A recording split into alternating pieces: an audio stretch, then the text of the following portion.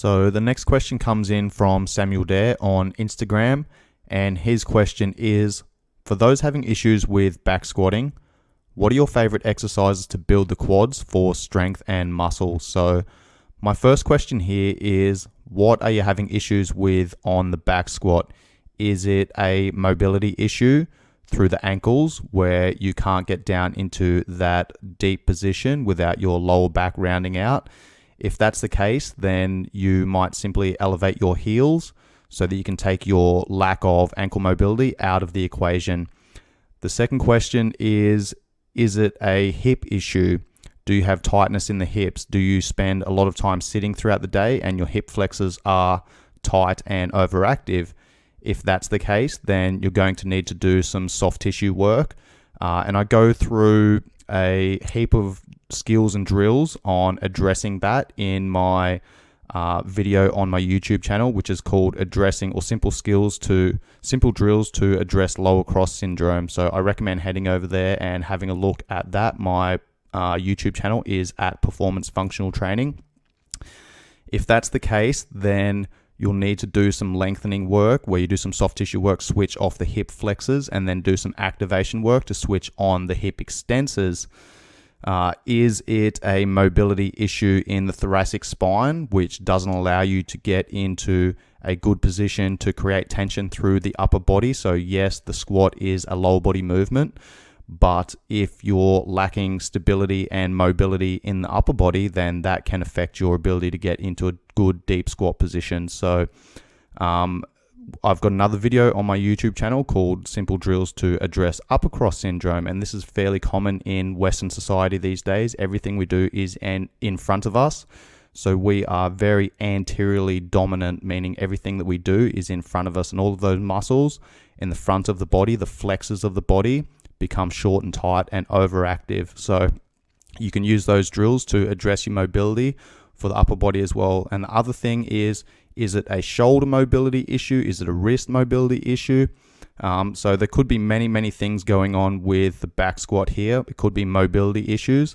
It might also be a strength imbalance, like if you're not very strong through your glutes and your hamstrings and your hip stabilizers and hip rotators, then you might get down into that deep bottom position. And if your adductors, for example, the muscles on the inside of the leg that draw the legs in towards each other, if they're tight and overactive, then that could also lead to what's called a butt wink, which is basically where your tailbone tucks under.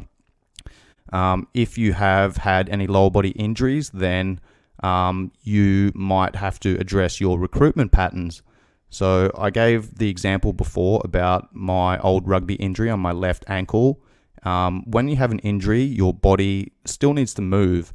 So it has a blueprint to create that movement, and it's going to fire certain muscles at certain times in a specific order. And if you have an injury, then your body's going to bypass those patterns because it still needs to complete that movement. So it's going to start firing other muscles to take that load. So it's a fairly loaded question, and I don't know exactly what the problem is, so I'd need to see you squatting to give a pretty detailed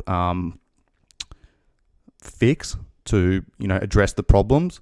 But what I would say is that you need to do some activation work, and this is where your warm-up comes into play.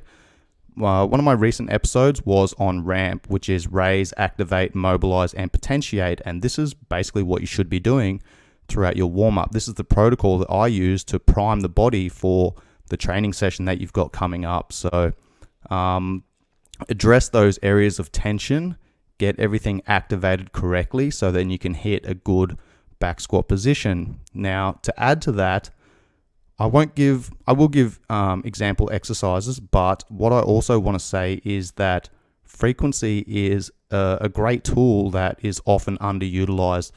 Most people tend to push towards intensity, where they're training really fucking hard or they're lifting really fucking heavy, but they don't really pay too much attention to frequency. So this is where you might go, hey, I want to get some activation. I want to get some growth in some specific muscles. So what I'd recommend here is looking at those muscles that you're targeting.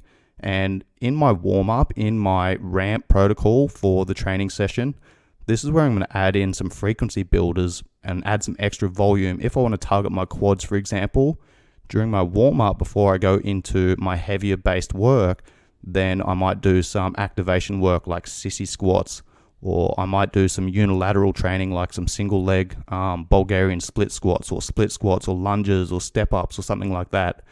I might even go into some leg extensions. If you're targeting quads, then you might get some frequency in by hitting those exercises every single day, and you're not smashing yourself. You're not lifting as heavy as you can. You're simply connecting to those areas.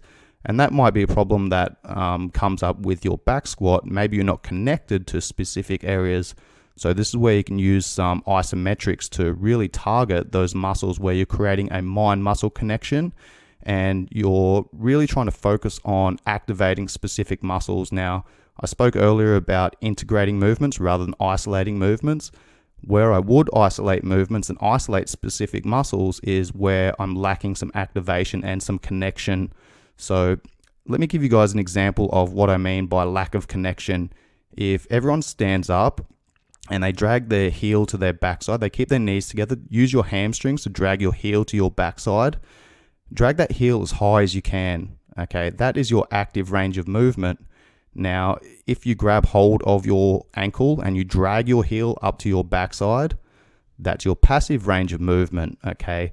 And if you let go of that foot and the ankle drops down a couple of inches, okay, that is where you're lacking connection, and that is typically where injuries occur because you don't have connection there. And this is something that I see a lot when I'm in the gym, is people don't really pay attention to how they're moving, and they don't pay attention to what muscles should be firing, creating stability, using these different tempos and time under tension, isometric contractions to create this strong connection and create this strong activation through the specific muscles that you're trying to target. So what I'd recommend doing here is adding some frequency and hitting those exercises every day, basically. You're not smashing yourself, you're just trying to target and connect those specific muscle groups that you're trying to work on. Okay, and the other thing here is looking at the 3 muscle contractions. We've got 3 primary muscle contractions, which is concentric, meaning muscles shorten. So this is where if you're doing a leg raise, for example, a leg extension, then you're extending the knee, okay, focusing on the quads. That is a concentric contraction. The eccentric contraction is when you're lowering under control. This is actually our strongest contraction, our strongest muscular contraction. This is where I can use eccentrics to really focus on creating a really strong connection to specific areas and specific muscles through that full range of movement. So I might simply load up the leg extension machine or a sissy squat or something like that and lower under control as those muscles are lengthening. Now, the last contraction I'll talk about is, which I've mentioned numerous times, is the isometric contraction. This is where the muscle doesn't change length or shape, but it's still working. So think about the leg extension machine again. If you go to the halfway position where your knees basically out 45 degrees and you hold that position and you think about squeezing those muscles as hard as you can. Okay, now what's going to happen here is you're going to connect to those muscles at that specific joint angle. So you might do an isometric contraction in that top position where you're squeezing those muscles as hard as possible and trying to create that mind-muscle connection. Then you might go to 45 degrees and do the same thing in that position. And then you might go down to the bottom position where your knees flex at 90 degrees and do the same thing there. Another good one is using a wall sit. So sit up against the wall with your back against the wall. Feet are going to be hip width, hips, knees, ankles all aligned. Okay, use that wall sit, and then what you're going to do is think about not moving your feet, but driving your back against the wall as hard as you can to fire up your quads. Okay, so use frequency, use mind-muscle connection, and work on different joint angles, working through those 3 muscular contractions.